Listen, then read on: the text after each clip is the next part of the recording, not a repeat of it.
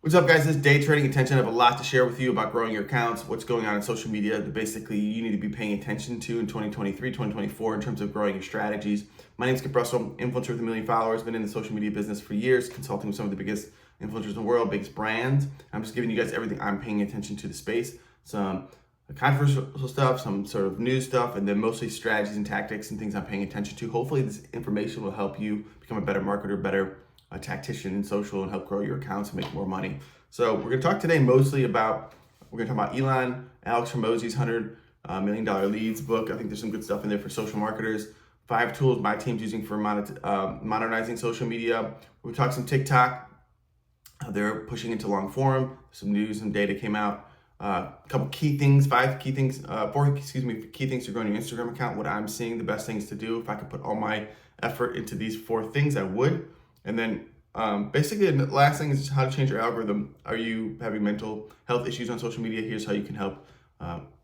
Do simple things just to clean up your newsfeed so you're seeing more information that's going to make your day-to-day better. So let's jump right into it. Elon tells advertisers to go fuck themselves as usual.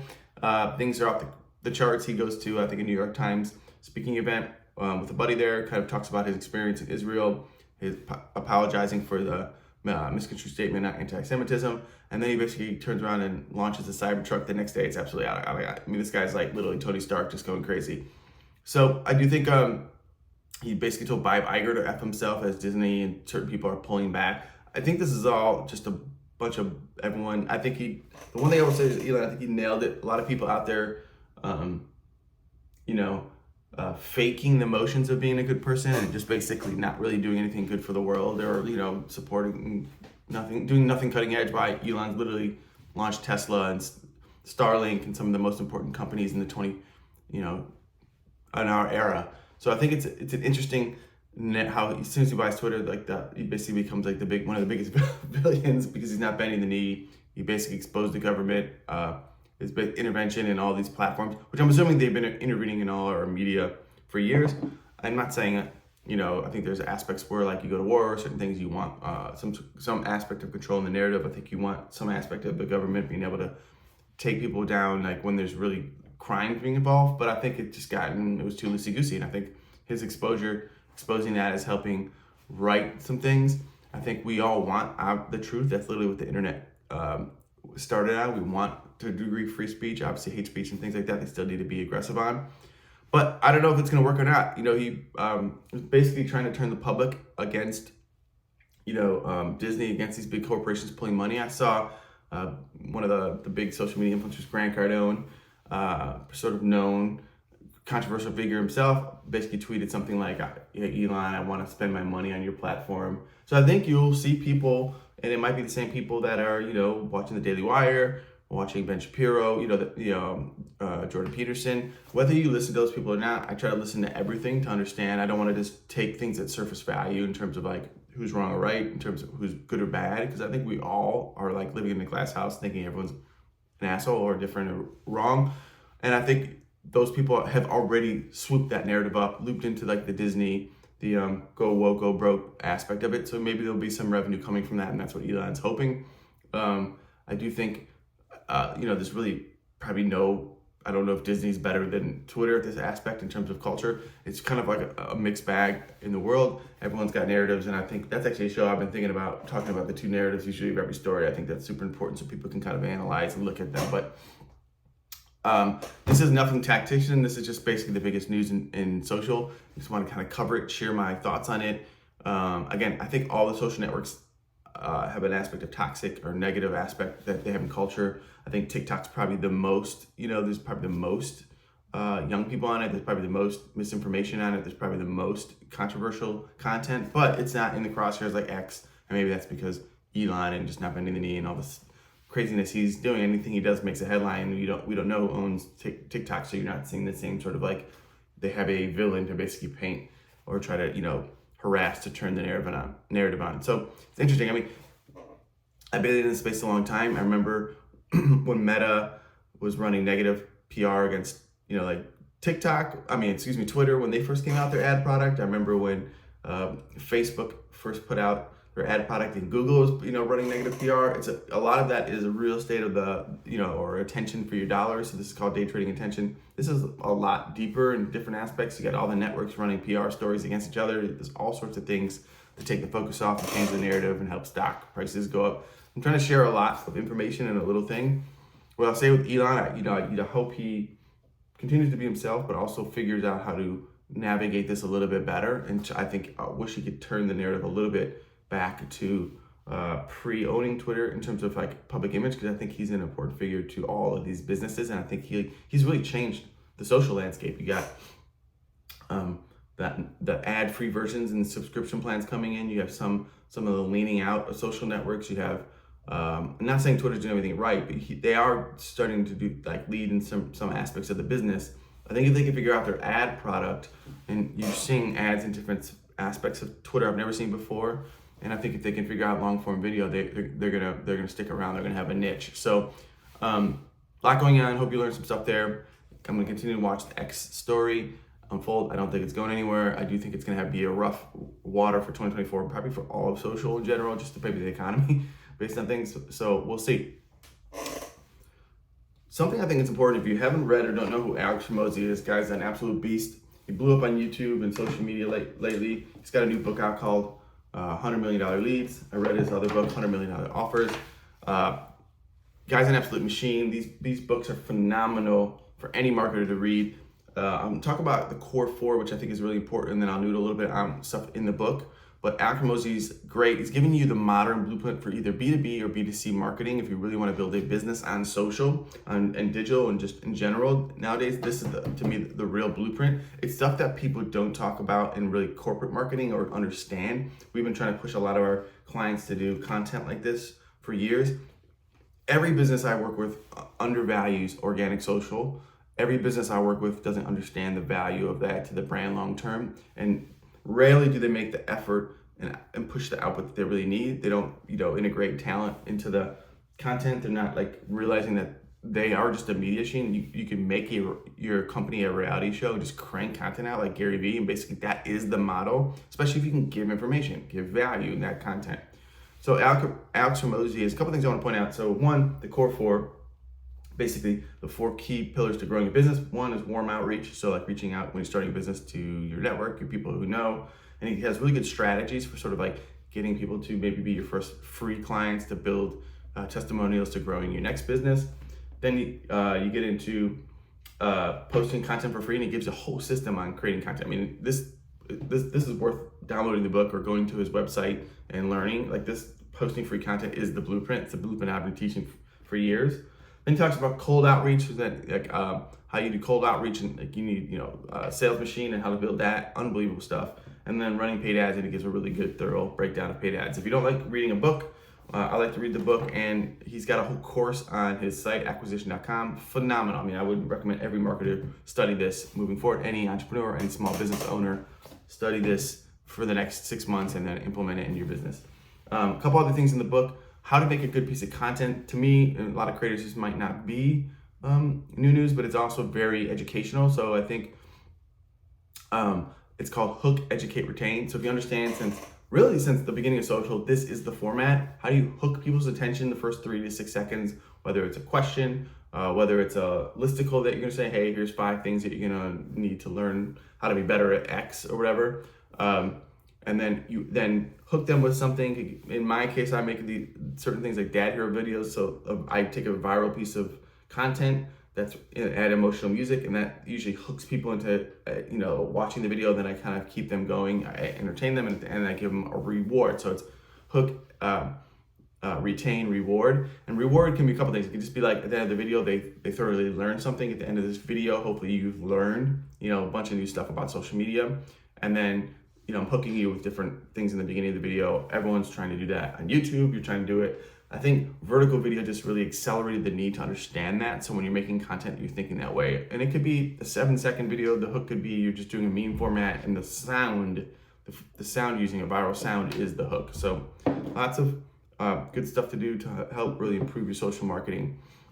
I think the book's phenomenal. I don't really have any flaws in it. I would say one thing, if you're paying attention to this book or reading Alex Hormozi, the 3 other books, because these are all, to me, almost like 2.0 of anything Russell Brunson's done. So like expert secrets, excuse me, traffic secrets, and I think the other one is, what is it? Expert secrets, traffic secrets, and I think it's, I forget, there's another secrets book. And I've read all those books, and this to me is like a 2.0 and kind of a broader, more information in his own point of view, but it kind of has the same similar like doodles and graphics.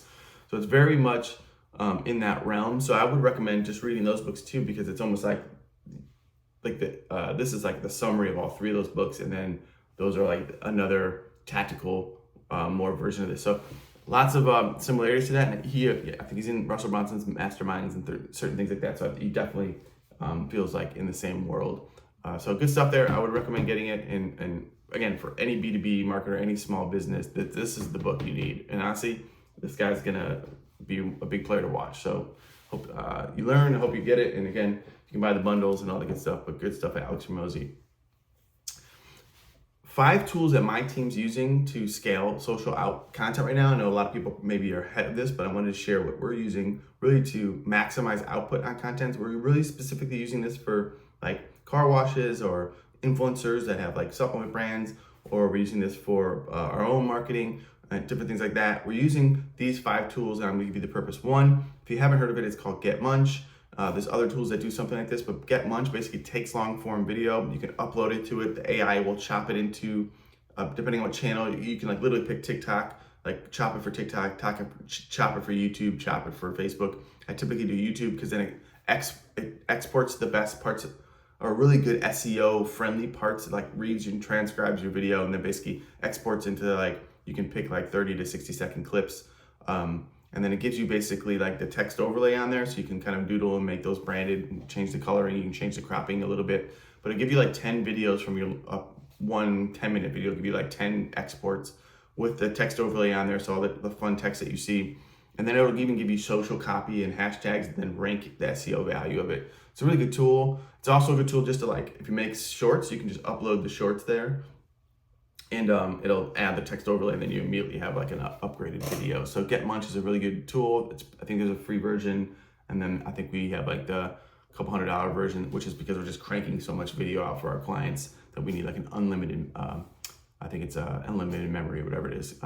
So that we use Veed.io. Veed is sort of like, I would say, a lighter version of, any marketing, Adobe, Premiere, any sort of video marketing, but it actually has the text overlay like automation like Get Munch, and has other things that are really good for scaling video. And then it's a cloud-based thing, so all of your teams can kind of work. You can set templates up. So if you're doing a really heavy video strategy, Veed is a great tool that I would recommend. No surprise here, we're using ChatGPT and Bard, and we're using those really for copy, for post inspiration, to summarize, to simplify. Very like if we're doing a doctor client of ours, it's simplifying what like a medical complicated medical or nutritional advice into something simple. So we're using a lot of those. We're also using those for content inspiration, helping us find trending content, helping us really better SEO our content. So Bard, ChatGPT, great tools. I'm starting to try to figure out how to graduate into more advanced stuff there, and I'll share as I go. New sort of similar in the world that we're using is you.com, so you.com. It's basically just like another version of ChatGPT and Bard, but it's really got some extra automation in here. You can search. It's basically like just basically AI search engine. You can do imagery stuff. It can write copy for you. It's a really good tool. So we're starting to use that as well. And experimenting is just a little bit better and more sophisticated for different things in terms of social creative and copy. Lastly, we're using TikTok search, and then also there's a Google Chrome plugin called Sort for TikTok, which is like you can go to an influencer's account, say you're trying to like get inspiration from competitors or different things. Sort for TikTok will sort this, again, a Chrome extension, a plugin. It sorts a TikTok by the most views to least views, and you can kind of look at the most recent viral content by somebody and then reverse engineer and make your own version of that. A great tactic that anyone should be implementing is basically, as you're doing research, is how do you take a trend, a viral video, and then kind of, this is a viral piece of content, how do you make it your own? Take it as inspiration, then add your own spin on it. That's just the internet, right? That's memes, etc. So hope those 5 tools help you out and you can implement them in your business. Another big story I want to talk about is TikTok says users are spending half their time watching 1 minute long clips. If you don't understand what this means or care about it, it's basically TikTok is trying to get into what long form content like YouTube. That is where the big long term ad dollars are for the platform. Let me take a sip here. So they've been probably for a year and a half now making this effort to get people to watch longer form videos. They recently brought a bunch of creators to the space, unlike Vine, where they want to incentivize these creators to make long form content. They have to increase ad revenue. It's going to be a tricky way to.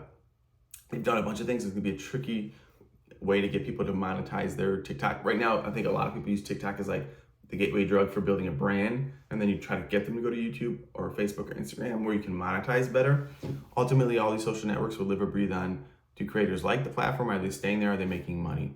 So I think for me, the most exciting part of TikTok is when my content was always going viral when I was making money, in different ways. And then I would say, as they kind of like reverse things and the creator fund got worse, I spent more time on Reels because Reels was starting to pay people better. So like it does work. You're trying to, where's the most valuable place I can put my time? Because time is a limited resource from all of us. So it's a good news story. It's a PR good story for TikTok, letting people know that people are watching longer form stuff there. But they really need to see if they can compete with the big boys. I've got a couple influencers I've seen how much they make in the back end on different accounts, and YouTube is hands down. Like I'll see a creator in a year make 4 million there for the same content he's putting on Facebook that he's making, a couple $100,000. It's still great money. We'd all want it. But at the end of the day, it's just like night and day in terms of revenue. So you're gonna invest most in the thing that's paying you the most. On top of that, I will say one thing is it's now more competitive than ever on all these channels. So you really have to innovate your content. You have to provide value. You have to give information. You have to be consistent. That's just the game. Cool. So TikTok, look for more long form content in your newsfeed. I think live is really undervalued as a business strategy. Even for myself, I super undervalue live. I think TikTok and YouTube specifically going live and using that, game changer. I've seen people like literally going to sleep on TikTok or gaming on TikTok, and it's a gateway drug to build a brand. Maybe take them to Twitch or somewhere else where you're making more money. So make sure you're maximizing that if it makes sense for your business. The 4 big keys where I would put all my effort into growing IG in 2023, 2024, really 2024 at this point is these couple things. If you can basically do these things, I think you're ensured that you're going to grow. And I know some of these things maybe aren't a surprise, but I would say one would be collaboration and cross-posting your branded posts, because basically collaboration, which used to be, I think, in the music industry and other places, used to be almost like a negative thing of like, you want to protect your territory, you want to like make people pay for the access. Collaboration is the new currency. If you have an audience, finding people that are at your level, a little bit above you, or even a little bit below you, to basically get yourself into their audience, exposure. So when you're doing a branded post on Instagram, for example, you show up in both channels. So let's say you both have 1 million followers and you're doing a branded piece of content, you have double the shot of reach, and you're growing each party is growing the account. So I would be doing that as much as I can. If you're a music artist, I would do as many collaborations as you can, because you're getting the same effect on all streaming networks. If you collab with someone, you show up right in their Spotify stream, etc., and then you can grow your business faster, right? And you get the double PR, you get the aspects, you get the double shares. So collaboration is, to me, most important. Trying to push, if you're a brand or B2B, how can you do a podcast or some version of collaboration and branded post? Consistency with vertical video. I've been saying this probably on almost every video, vertical video is the gateway drug for anything, and it's the fastest way to grow any channel at this point, unless you can really crush long form content on like a YouTube or Facebook. So consistency with your vertical videos, aim for 1 a day, 5 minimum a week. I know it's a lot, but you can do it. And then lastly, an undervalued hack is replying and creating content from video content or just replying to comments. I see so many people like ignoring their comment section. The comment section is its own ecosystem. So if you can feed into that by either like replying videos, I've seen accounts, basically they won't post a video without it being a reply or response to a comment, and that basically builds community, and people are then like incentivized to make the best reply, and it becomes its own thing, its own fan base, and people expand upon the comments. So Again, those to me are the most important. I could get into ads and other hacks, but I think if you can do those basic foundational things, you're going to grow no matter what business you're in. One tactic I want to share, there's a really good marketer out there, I think his name's Charlie the Disruptor. I've taken his courses. If you're in the e-commerce space or even lead gen, you should be focusing on hero products to grow your e-com business. So instead of trying to market everything with the shop when you're a beginning marketer, what are the 1 to 4 products that you can basically make money hand over fist or get people to sell, really that hero product that your ads can basically scale. So you're selling hand over fist, it's maybe a product that people might buy once or twice, so you're getting that cash flow back. Within 90 days, maybe it's a vitamin D or something like that in your supplements brand, or maybe a t-shirt, it's a certain t-shirt that is like a gateway drug to then them being introduced to the brand. Obviously there's I'll get more technical aspects of trying to become profitable about that, but hero products versus trying to sell everything as an e-commerce store, to me has been the thing that's been helping grow our businesses. It's the easiest thing to show that your Facebook ads fighting against the grain of growing a business. So focus your e-commerce. Lead gen, I was thinking more of a lead. Can you find a hero lead piece of content or lead magnet that really becomes the core offer that grows, gets people into your ecosystem that you can remarket to them for a demo or whatever, or for an appointment or selling your service? What is that hero offer? Something you can get away as a lead magnet and then push those things to help scale your business. So simplicity, but really focusing on those core things to your business within your Facebook ads versus trying to do everything and also trying to sell everything. Because I think the shop, well, some people are probably having success with it. It's very hard to tell the data now unless, what are they actually purchasing? Because, your Facebook data is not matching super well with your backend data yet. So something to think about.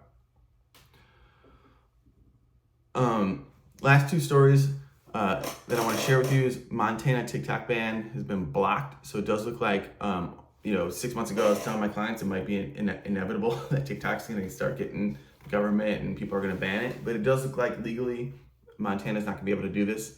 So that's going to go nowhere. And the chances of TikTok being banned looks a lot slimmer. It's a really good company. It's obviously got the cultural's attention. I'm not saying it's perfect, just like any social network, and maybe this one most in particular. There's some issues because it's obviously owned by ByteDance, which is owned, a Chinese-run industry. It sucks that we can't be, obviously collaborative here. We want obviously American social networks to be dominant, and I think Google and Meta still are, and X as well. But I don't think it's going anywhere. So, if you were holding back, I think you can, unless anything changes or maybe maybe if Trump becomes a nominee, I don't know if TikTok's still on his radar in terms of banning or getting sold off. But this beating the drum of TikTok being banned seems to have died down to a degree. It's a little bit fumes of it, I feel like, in some of the political podcasts if you're watching them, but I don't think it's going anywhere. And I think you can continue to focus on your strategies here. Last thing, I want to talk about mental health and social media. Obviously, there's lots of news for youth. There's some things that I would dive in deeper, but I think a simple, very basic thing you can do to change your mental health on social media is to change your algorithm by changing what you want to see in your feed. And there's a couple ways to do that. One is every post has like a 3-, whether Facebook or whether it's X, whether it's TikTok. You can basically click some version of the piece of creative. If it comes into your newsfeed, it's just a random video or an X post or a meta post. It's usually like the 3 dots you'll see somewhere within the post, and it opens up a menu. And usually you can say, like, I don't want to see this, I'm not interested in this, or you can kind of complain if it's like violent or something like that. Use that to your advantage to help filter your feed to see more of the things that you want and less of the things that are affecting your mood. So if you have to spend time on social media, this is a great way to change your algorithm to basically help your mental health. So maybe it's violent. I was seeing a ton of like gun violence videos, which I can't stand, on X, and I just said I'm not interested to make 3 or 4 of those. I haven't seen them really on my feed at all. So I think you can do that. I've done that on Facebook where I didn't want to see so much political stuff, and then I just basically my feed is now like movies, entertainment, and my friends and family. So you can curate your own feed by telling them what you want to see less and less of, and that over time can help your experience on social networks be more positive and change the story that you have with it. Like, hey, I've been curating my feed and it's a much better experience for me. So remember, what you engage with, what you watch is ultimately what you're going to see more of. You're feeding the machine. The AI is getting smarter and smarter. I literally think TikTok can read your mind. So just know that you can train it by, swiping faster on things, by not commenting or liking. If it's if you're watching things, it knows your watch time. So then you can just click, you know what, that was impacting my mood. I want to see less of that. So hit those 3 dots. So I hope that helps. Hope you learned a lot. This is Day Trading Intention. I'm your host, Kid Russell. Kid Russell. Make sure to follow me if you like music. I put out music. If you want more information,